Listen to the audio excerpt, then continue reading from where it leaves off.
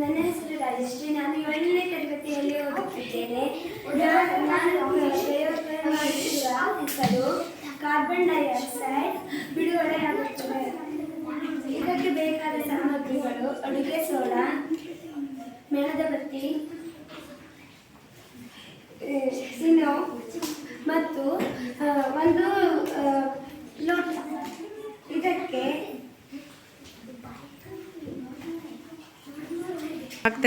ನೀರನ್ನು ಹಾಕುತ್ತಿದ್ದೇನೆ.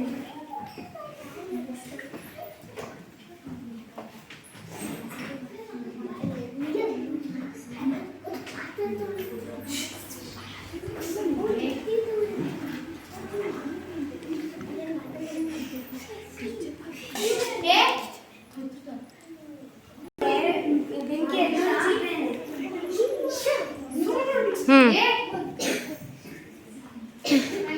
ಈಗ ಅಡುಗೆ ಸೋಡವನ್ನು ಹಾಕುತ್ತಿದ್ದೇನೆ.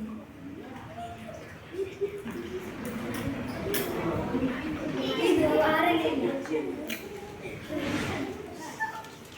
ಇದಕ್ಕೆ ಈಗ ಇನೋವನ್ನು ಹಾಕುತ್ತಿದ್ದೇನೆ. ಇದು ಈಗ ಆರಿತು.